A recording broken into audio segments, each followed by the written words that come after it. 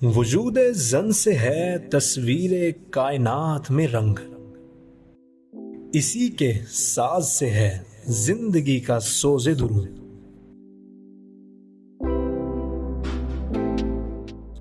शरफ में बढ़ के सुरैया से मुश्त खाक इसकी, कि हर शरफ है इसी दुर्ज का दुरे मकनू।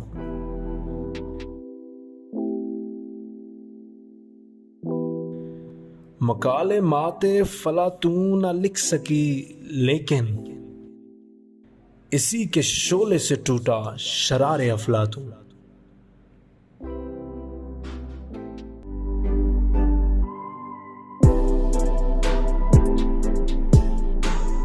वजूद जन।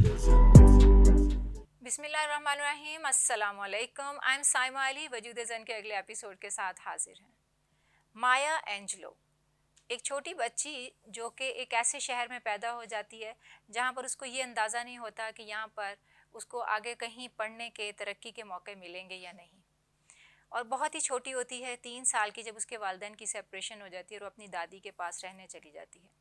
वो और उसकी एक भाई ने अपनी दादी के पास ही परवरिश पाई होती है। फिर थोड़ी सी बड़ी होती है, 8 साल की उम्र में उसका रेप होता है और फिर अपने मामू को जब वो इस बारे में बताती है तो उसके मामू के उस बंदे को मारने की वजह से वो बंदा मर जाता है। इस मार कुटाई ने उसके ज़िंदगी पे एक ऐसा असर छोड़ा होता है कि उसको अपनी ज़ुबान और अपने बोलने की ताकत का अंदाज़ा होता है और ये ताकत उसको अगले कई बरस तक खामोश रखती है। और फिर कौन जानता था कि इस खामोशी के बीच में से बेपनाह खूबसूरत शायरा उभरेगी, और वो शायरी ऐसी कि जो फिर बेतहाशा अवार्ड्स के लिए नामज़द की जाएगी। और उन्हीं में से एक एजाज़ ये भी है कि जब इनॉग्रेशन होता है प्रेसिडेंट क्लिंटन के लिए, तो उस वक्त भी उनकी लिखी हुई नज़म पढ़ी जाती है। ये खातून एक बहुत ही तगदो वाली ज़िंदगी गुजारती हैं, वहाँ से कई मुल्कों का सफ़र करती हैं, थिएटर की शौकीन होती हैं और फिर थिएटर की क्लासेस लेती हैं। 16 साल की उम्र में पहली बार माँ बन जाती हैं एक बच्चे की पैदाइश के बाद, तो उनकी ज़िंदगी के बहुत सारे प्लान्स वहीं चौपट हो जाते हैं और उन्हें वो स्टॉप करके अपने बच्चे की तरबियत करनी पड़ती है। बच्चे की देखभाल के लिए एक नाइट क्लब में वेट्रेस के लिए जॉब अप्लाई करती हैं और फिर ऐसी तमाम जगह जहाँ से उन्हें कभी मौका नहीं मिला जाता, कोई मिल नहीं पाता, वहाँ पर एक स्ट्रिप क्लब में उसका करियर बेहद खूबसूरत तरीके से आगे पहुँचता है। थिएटर क्लब उसको वहाँ पर देख लेता है और वो ऑडिशन के लिए पहुँच जाती हैं। इस ऑडिशन में उन्होंने प्रॉगी एंड बेस के जो ऑडिशन थे, इसमें उन्होंने एक किरदार विन किया और फिर एक साल में 1954 से लेके 55 तक 22 मुल्कों में इस किरदार को निभाया। ज़िंदगी के इस एक्सपोजर ने उनके करियर को फ्लरिश कर दिया। रेगुलर तालीम ना होने के बावजूद भी वो मुख्तलिफ़ मुल्कों के सफ़र के दौरान मुख्तलिफ़ तरह के नए तरीके, नए काम, नई चीज़ें, नए स्किल सीखती गई, जिसमें सबसे ज़्यादा अहम चीज़ उसका रक़्स था। सिर्फ रक़्स नहीं, उसकी शायरी भी।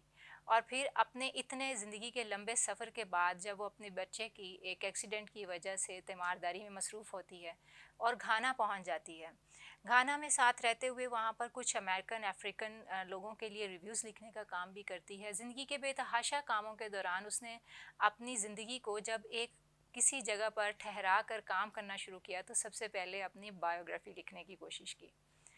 ये कोई 2 डेकेड पे मुश्तमिल वक्त लगा उसको अपनी बायोग्राफ़ी लिखने के लिए। उसके 4 वॉल्यूम्स हैं।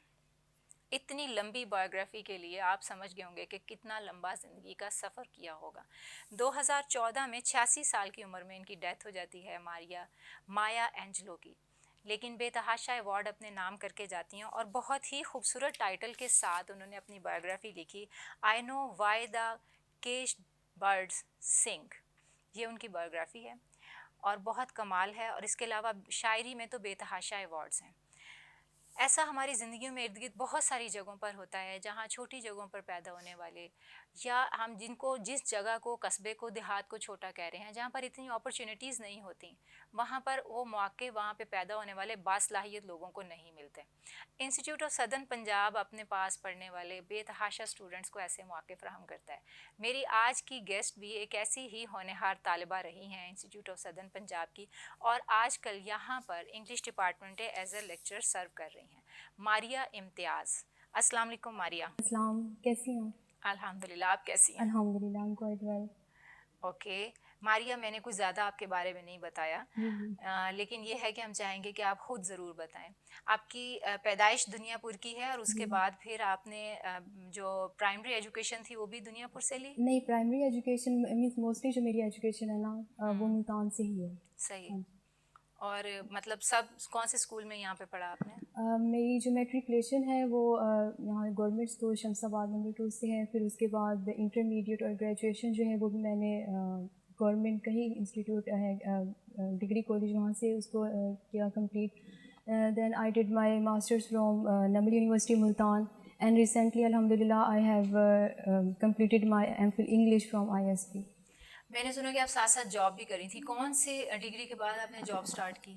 जैसे ही मेरा मास्टर कंप्लीट हो गया था तो मैंने अपनी CV जो थी वो डिफरेंट इंस्टीट्यूट में ड्रॉप की। तो मुझे ब्रिटेन इंटरनेशनल स्कूल सिस्टम से कॉल आई और जॉब के लिए, तो मैंने वहाँ से अपना जो प्रोफेशनल था वो स्टार्ट कर दिया।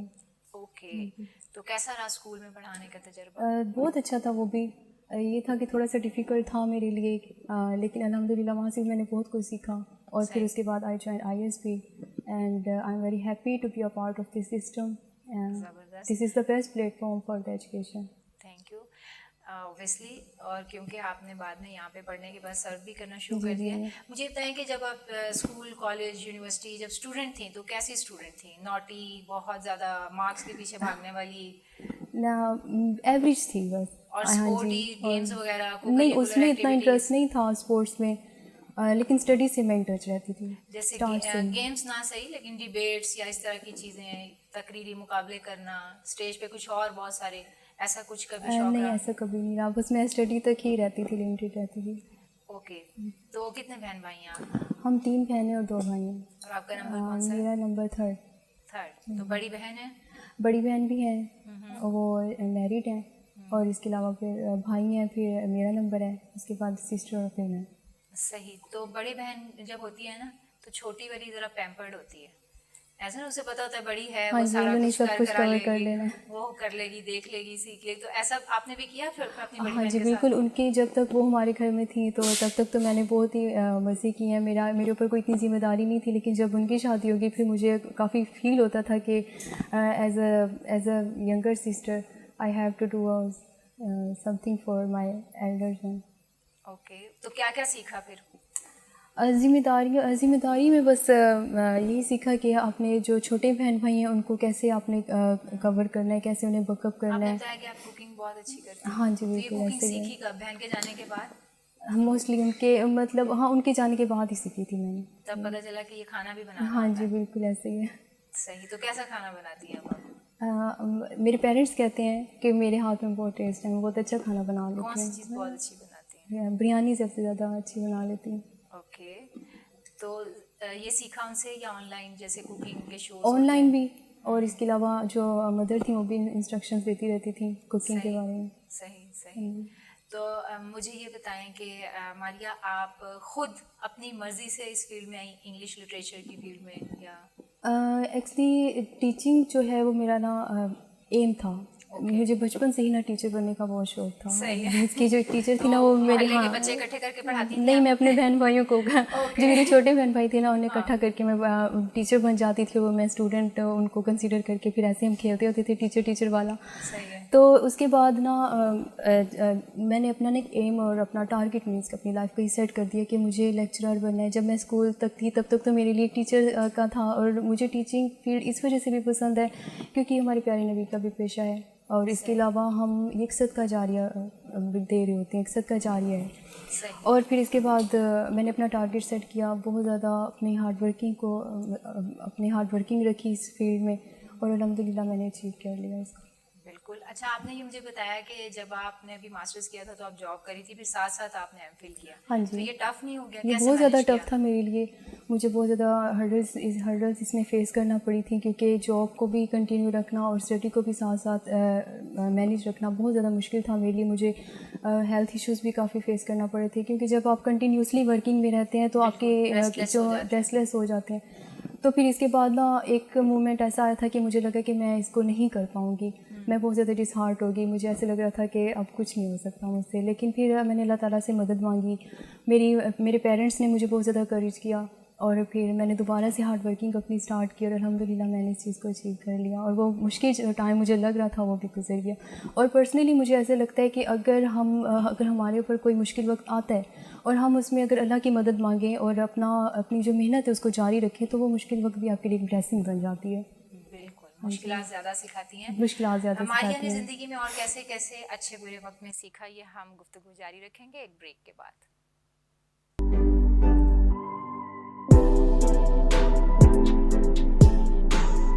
वजूद ज़न।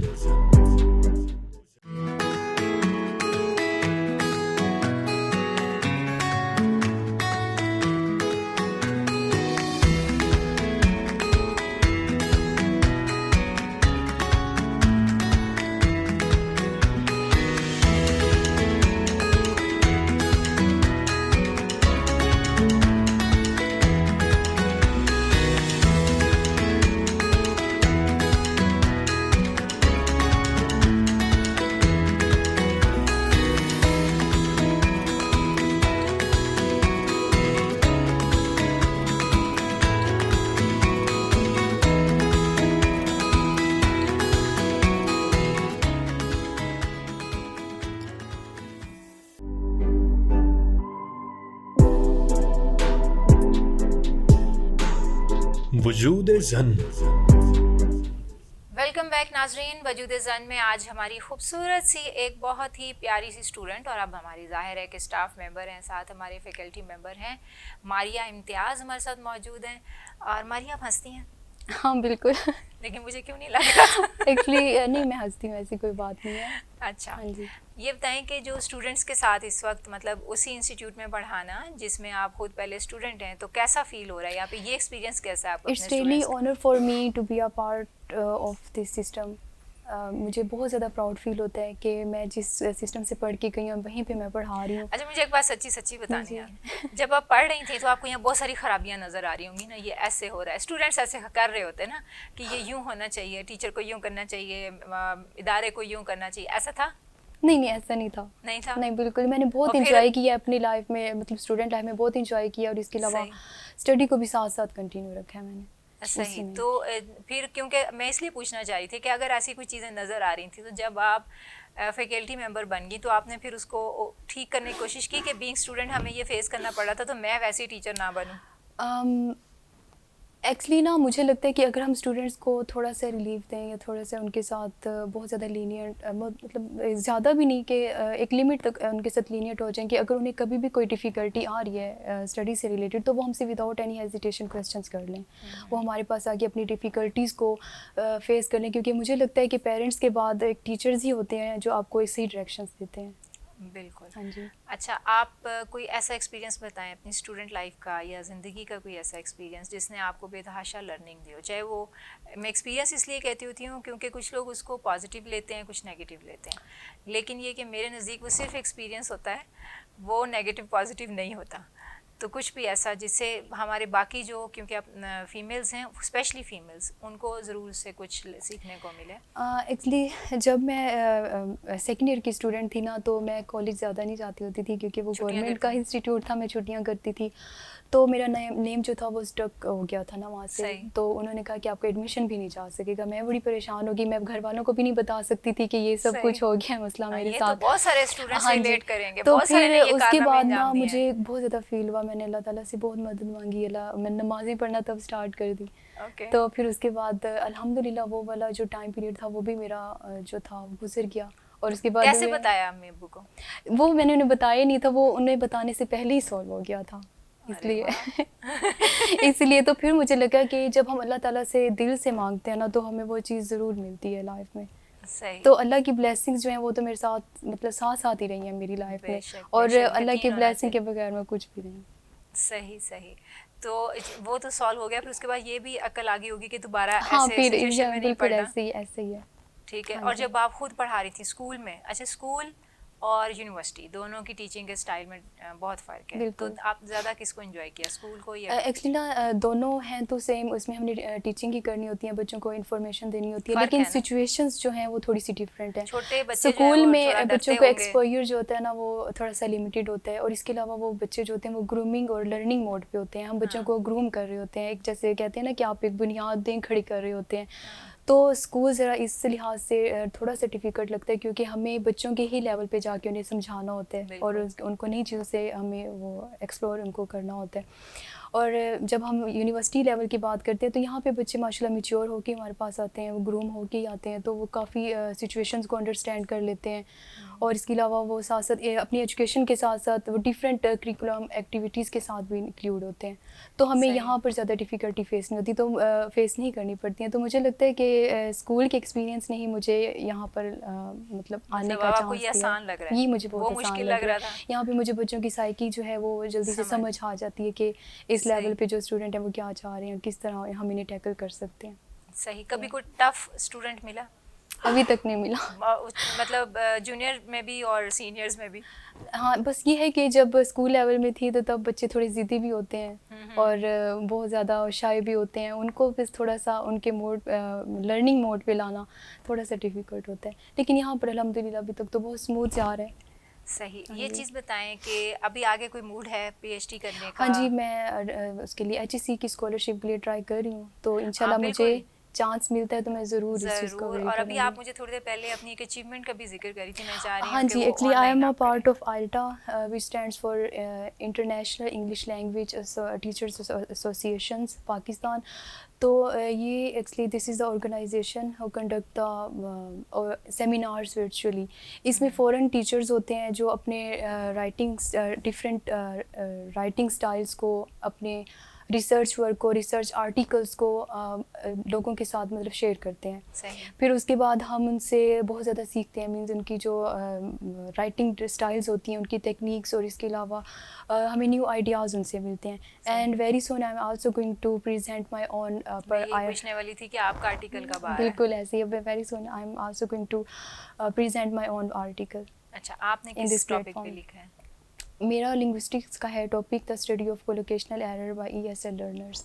ओके, तो कंप्लीट हो गया है? हाँ जी, कंप्लीट हो गया, बस वो जो थोड़ा सा और है वो उसको प्रूफ रीडिंग करवा के फिर उसके बाद मैं यहाँ पर प्रेजेंट करूँगी। ज़रूर, बेस्ट ऑफ लक। और फिर आप अपनी अचीवमेंट हमसे भी ज़रूर शेयर कीजिएगा। जी बिल्कुल ज़रूर। अच्छा, मुझे ये बताएं कि अभी चलें पीएचडी एक हो गया आपका ज़िंदगी का मकसद, इसके अलावा कभी दिल किया कि जैसे दुनिया घूम लें? अब तो आप इंटरनेशनल एक्सपोजर के साथ जुड़ी हुई हैं, तो उनसे दिल करता है कि वो जो शेयर कर रहे हैं वो ज़ाहिर है वहाँ की लर्निंग्स होंगी, तो वहाँ जाके कुछ लर्न करके आएँ। इंशाल्लाह इरादा तो है कि जैसे मेरा पीएचडी का अगर हो जाता है चांस यहाँ पर HEC के थ्रू, तो फिर उसके बाद मैं वहाँ पर ज़रूर वहाँ पे कुछ ना कुछ और सीखूंगी। कौन से कंट्री में ज़्यादा जाने को दिल करता है? ऑस्ट्रेलिया में। अच्छा, क्या वजह है उसकी, क्या पसंद है? बस मुझे वो वैसे ही अट्रैक्ट करता है। सही। वहाँ की मतलब जो खूबसूरती है वहाँ की। ओके, एनवायरनमेंट अट्रैक्ट करता है। सही, ज़बरदस्त। तो कोई ऐसा हैप्पी मोमेंट ज़िंदगी का बताएं आप। मुझसे तो आप शेयर कर रही थी पहले कि you are the first one, आपने तमाम जो फैमिली है उसमें से पहली लड़की है जो यूनिवर्सिटी लेवल तक पढ़ने के लिए आई है, और आपकी जो लैंडलॉर्ड फैमिली है जो सारे वो ख़वातीन को पढ़ने देते हैं लेकिन इस हद तक नहीं पढ़ने देते, तो वो पहले होता था लेकिन अब तो हो गया। हाँ, तो आपकी इस अचीवमेंट को फैमिली सेलिब्रेट करती है? बहुत ज़्यादा। इवन जब मेरा यहाँ पर फाइनल इंटरव्यू हो गया था तो मैंने घर वालों को बताया, पहले तो वो यकीन नहीं कर रहे थे। फिर उसके बाद उन्हें बहुत ज़्यादा उन्होंने सेलिब्रेट किया, बहुत खुश हुए थे। और ये वाकई बहुत प्राउडी मोमेंट होता है आपके लिए जब आप जिस इंस्टीट्यूट से पढ़ के गए हो वहाँ पर आप पढ़ा रहे हैं। सही। और ख़ुद आपकी ज़िंदगी का बहुत हैप्पीएस्ट मोमेंट कौन सा है? मुझे लगता है यही है, क्योंकि जब मैंने फ़र्स्ट क्लास यहाँ पर ली थी तो मैं बहुत ज़्यादा खुश हुई थी, क्योंकि ये मेरा ड्रीम था कि मैंने अपनी लाइफ में लेक्चरार बनना है। सही। तो जब मेरी फ़र्स्ट क्लास थी तो मैं बहुत ज़्यादा उससे कंडक्ट करने के बाद मैं बहुत ज़्यादा खुश हुई थी कि अल्लाह ताला ने मुझे जो मेरा एक मंजिल थी ना, अल्लाह ताला ने मुझे वो मेरी दे दी है। सही। और वो मेरे लिए बहुत हैप्पीएस्ट मोमेंट था। तो आप बहुत एक्साइटमेंट से हमेशा क्लास में जाती हैं? बिल्कुल, अल्हम्दुलिल्लाह। सही। तो कुछ और ऐसा जो मैं नहीं जानती, क्योंकि मैं बहुत ज़्यादा आपसे गुफ्तगू नहीं कर पाई, जो मैं नहीं जानती लेकिन आप बताना चाहती हैं नाज़रीन को कुछ, और स्पेशली गर्ल्स को, how to pursue their dreams? सबसे पहले मैं ये कहूँगी कि इनको अपने कैरेक्टर बिल्डिंग करनी चाहिए, अपना जो कॉन्फिडेंस है उसको एक्सप्लोर करना चाहिए, उसके ऊपर बहुत ज़्यादा वर्क करना चाहिए। और डिग्री ले लेना ये बहुत बड़ी बात नहीं होती है, उस डिग्री से रिलेटेड आपके पास इंफॉर्मेशन हो, आपके पास नॉलेज हो, जो आप पढ़ रहे हैं उसका नॉलेज आपके पास होना चाहिए, तो उसके बाद आप अपनी लाइफ में कामयाबी हासिल कर सकते हैं। मारिया, आपसे बातें करके बहुत अच्छा लग रहा है। मुझे ये बताएं कि ज़ाहिर है जो भी लिटरेचर से जुड़े हुए, कि चाहे वो उर्दू हो या इंग्लिश हो, मैं उनसे ये सवाल ज़रूर करती हूँ कि वो खुद किताबें पढ़ते हैं, शौक़ है उन्हें रीडिंग का, बुक रीडिंग का? बुक रीडिंग का हाँ जी शौक़ तो है, लेकिन वही अपने सब्जेक्ट से रिलेटेड मैं मोस्टली जो है टाइम अपने जो सब्जेक्ट से रिलेटेड बुक्स हैं उनको मैं ज़्यादा टाइम देती हूँ। बहुत और मेरी रिव्यू हम चाहेंगे कि कभी किसी वक्त आप किसी बुक रिव्यू के साथ भी हमारे पास आएं इंशाल्लाह ज़रूर। ये कैमरा है आपका और आप स्टूडेंट्स को कोई मैसेज देना चाहें तो? हाँ जी बिल्कुल। First of all you should believe on the blessings of Allah almighty and then you should do hard work, because I think that if you are a hard worker, then you can get everything in your life what you want, and you should keep your intentions fair। वो intentions आपकी personal life से भी related हो सकती हैं, वो intentions आपकी education से भी related हो सकती हैं, तो अपनी intentions को आप fair रखें, and then you should get the prayers of other। और जब आप इन तमाम चीज़ों पे implement करते हैं ना, तो कामयाबी जो होती है वो आपका मुकद्दर बन जाती है। Thank you so much Maria हमारे प्रोग्राम में तशरीफ़ लाने का, और फिर आपके किताब और आपके आर्टिकल के जो पब्लिकेशन है उसका हम इंतज़ार करेंगे इंशाल्लाह। ठीक है जी नाजरीन, आपने यंग सी मारिया इम्तियाज़ से सीखा कि यकीन कितना पुख्ता हो इंसान का अपने ड्रीम्स पे, उसको परस्यू करने के लिए हार्ड वर्क किया जाए तो ज़रूर एक दिन आप अपने ड्रीम को हासिल कर लेते हैं। अच्छा, इसके पीछे सिर्फ नीयत का अमल दखल है। अगर आपकी नीयत बिल्कुल खालिस है, नेक नीयत है और आप किसी को नुकसान नहीं पहुंचाना चाहते तो यकीन जानिए कि उस नेक नीयत से आपने जो नेकी की है उसका फल भी उतना ही खुशबूदार होगा और उसकी महक उतनी ही दूर फैलेगी। तो अपनी नियतों के फलों को दूर तक फैलाने के लिए हमेशा कोशिश करते रहें, खुशी के साथ। खुश रहें, आबाद रहें। साइमा अली को आज के प्रोग्राम से इजाज़त दें। इंशाल्लाह फिर अगले प्रोग्राम में किसी जगमगाते सितारे के साथ हाजिर होंगे। तब तक के लिए अल्लाह हाफिज़, अपना बहुत ज़्यादा ख्याल रखिएगा। पाकिस्तान जिंदाबाद, ISP पाइंदाबाद। वजूद जन से है तस्वीर कायनात में रंग, इसी के साज से है जिंदगी का सोज़े दुरूद।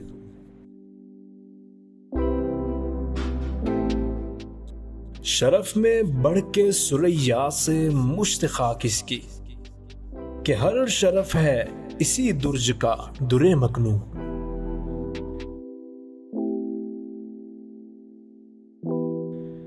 मकाले माते फला तू न लिख सकी, लेकिन इसी के शोले से टूटा शरारे अफलातून।